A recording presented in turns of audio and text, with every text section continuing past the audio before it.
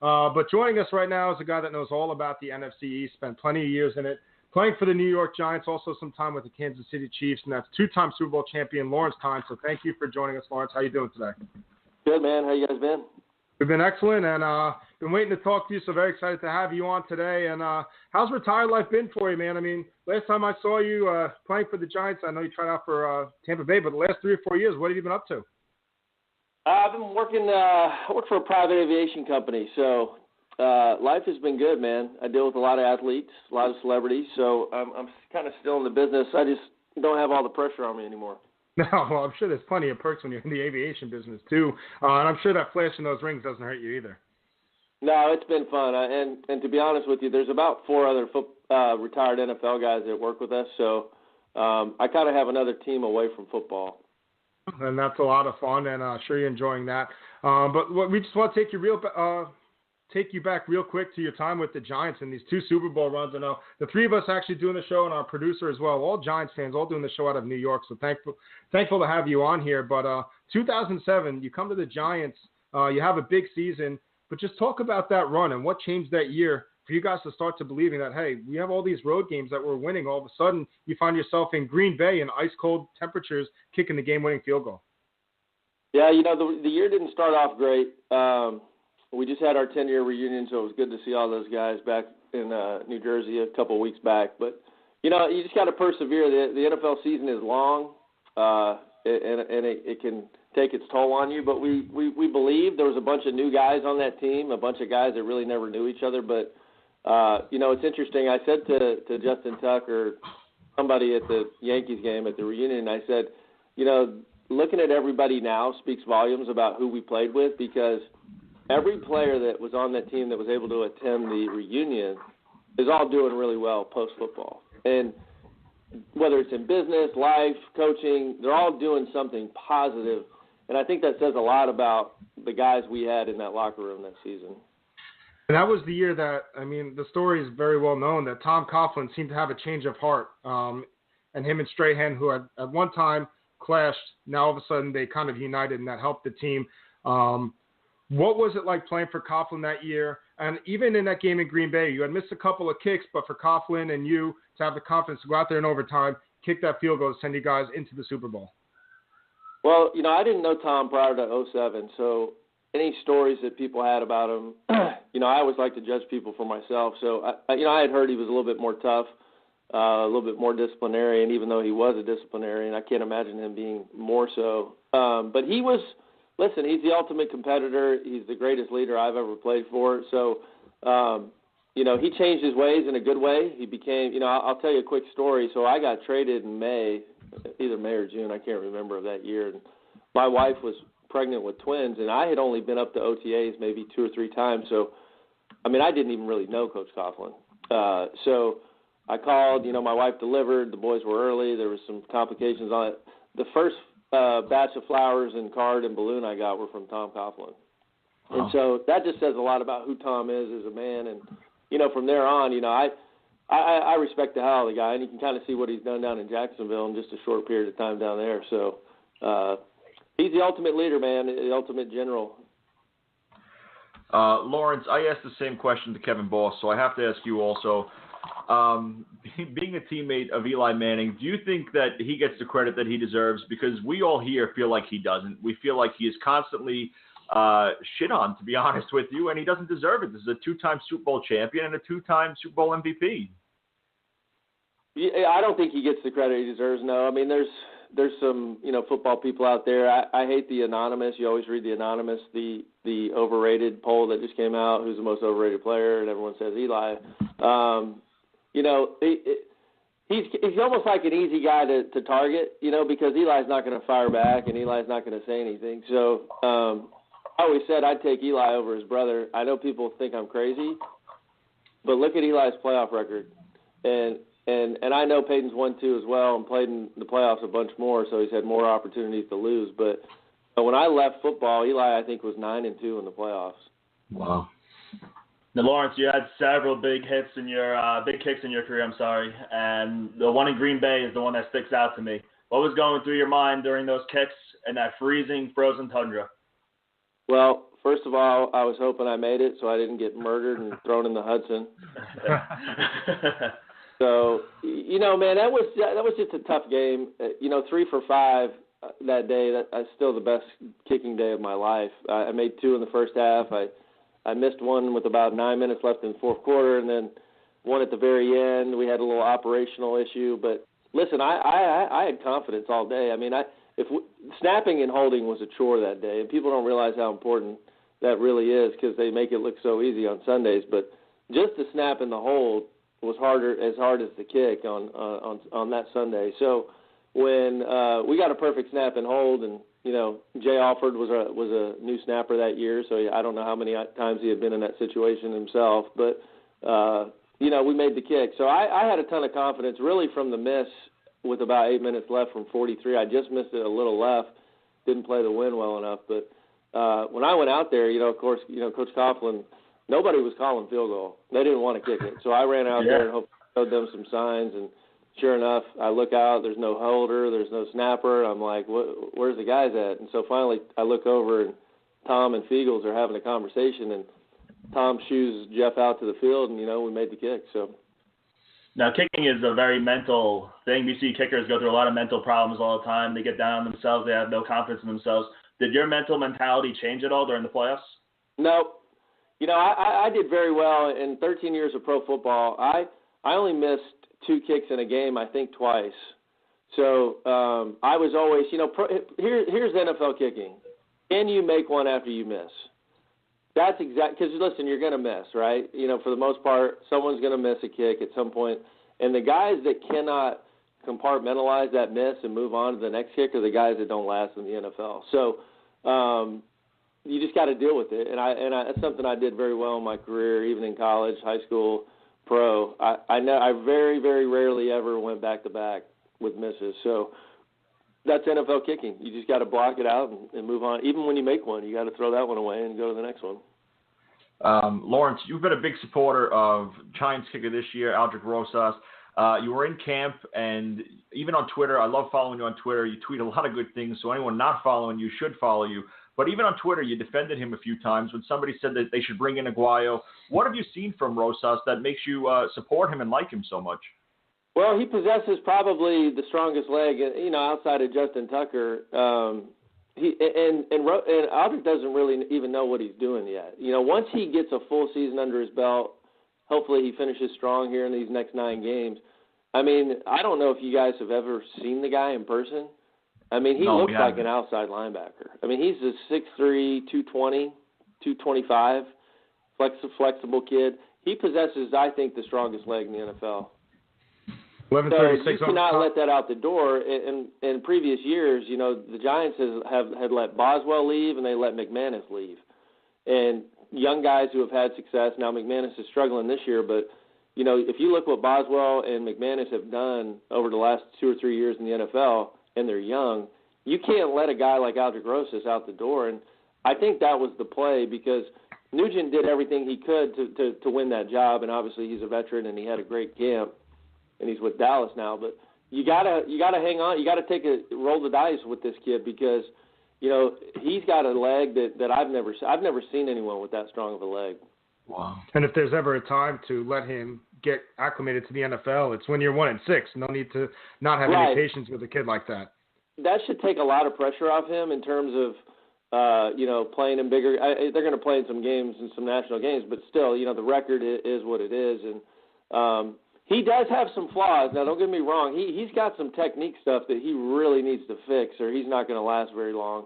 But I think he's a try-hard kid. He's from a small school, NAIA school, I believe, where there wasn't any scholarship. So this kid is a grinder, and there's no doubt after spending a day with him that he will put the work in to fix it.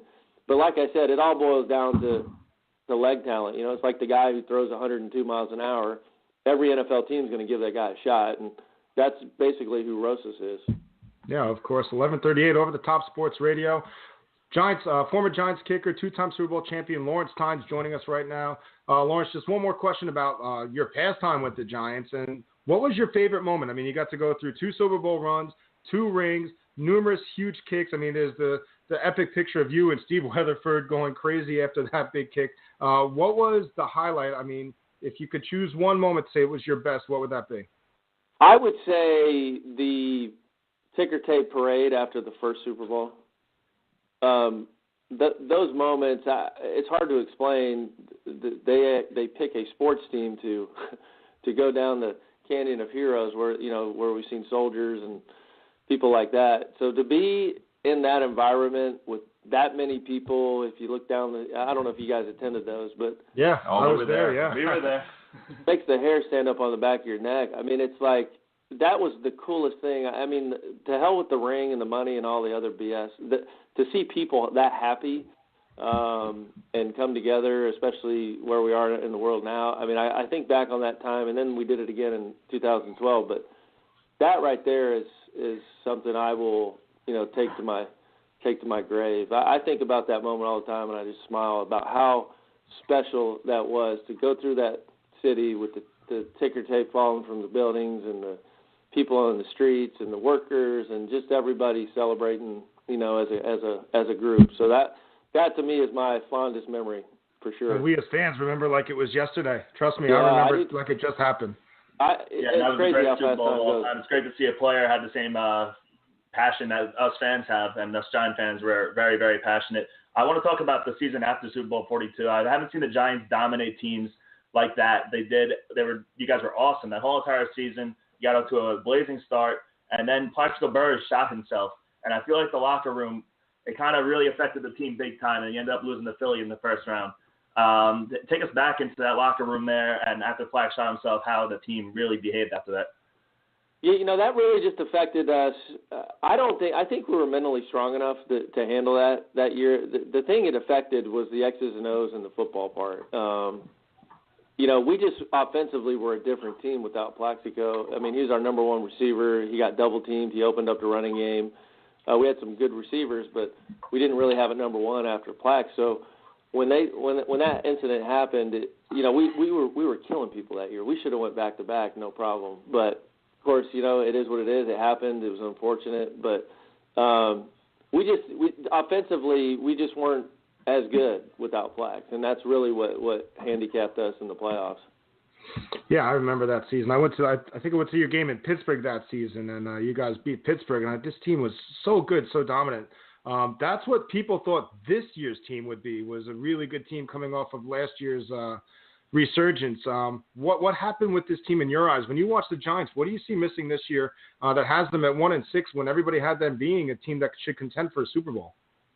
Well, obviously now, I mean, if we start from week one, Dallas is a tough place to play, and obviously they lost. But, man, offensively, they're not even close to what they were last year. Defensively, they're not playing. To me, it just looks like they're just not playing as a group or as a team. I mean, camaraderie and team sounds so superficial, but it's the biggest part of football. And to me, it just doesn't look like they're a football team. I don't know what it is or why in 1 year that happened, but it looks like a bunch of guys that just show up and play, and they don't, you have to play this game with passion and pride, and you have to play for the guy next to you. And to be honest, it just looks like they're out there showing up. I don't know. I mean, I'm not in that locker room. I still have friends there.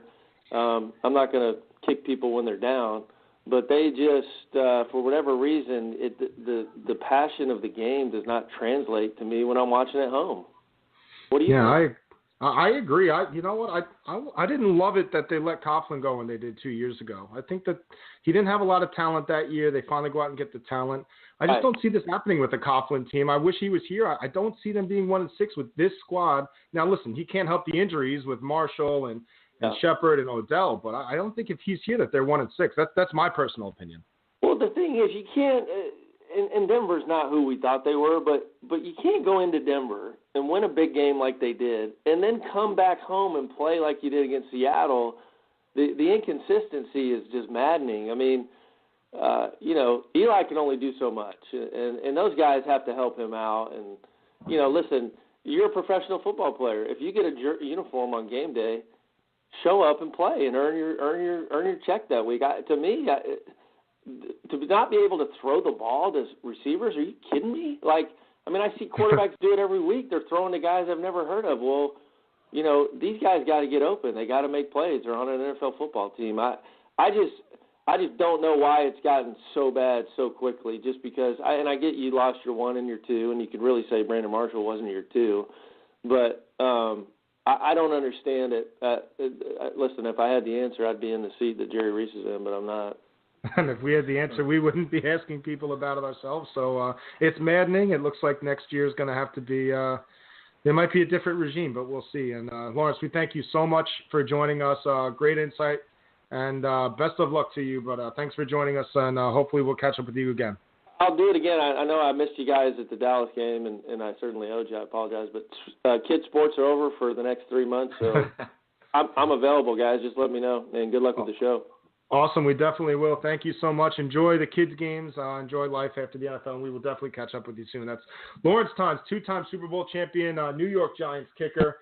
Thank him so much for joining us. Definitely a great segment. A lot of insight, good stories. The thing that I took out of it mostly was his first thing he said about Coughlin, guys. I mean, he said he had the Twins right when he was traded. The first flowers he got when he had a little bit of trouble was from Tom Coughlin, and you hear that stuff a lot about Coughlin, and it's crazy because you guys remember this. In 2005-06, when the Giants weren't doing so well, everybody said Coughlin's just this mean guy. This guy's got no heart. But you hear stories like that, and now you know why the players would run through a wall for him because of little stuff like that might not get out when it happens. And we've spoke to it earlier in the year. Look at Jacksonville. I mean, this is a young team, a hungry team that is determined. And you're telling me that has to be because of Tom Coughlin. Has to be that effect there. He's a great person. He supports our military. He's just a football coach. You got to be hard on your players. You're a football coach. That's just the bottom line. He's not a mean guy. He's an excellent football coach and an excellent human being. We're going to take a break. Back in a few minutes here. Again, thank you to Lawrence Tynes for joining us. Awesome insight, and hopefully we'll be able to get him back before the season ends in the NFL. To win the game. And it's good. And so the New York Giants can celebrate on the home turf, the new home turf of the Dallas Cowboys in a wild game.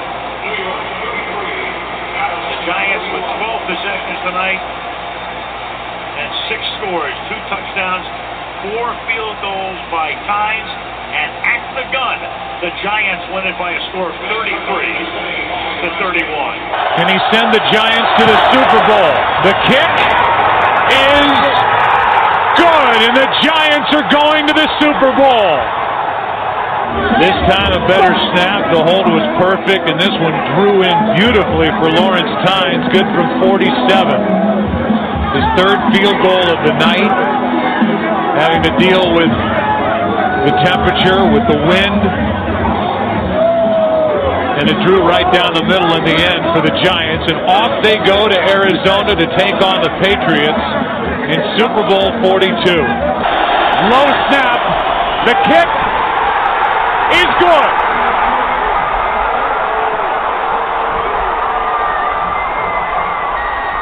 And the Giants are going back to the Super Bowl.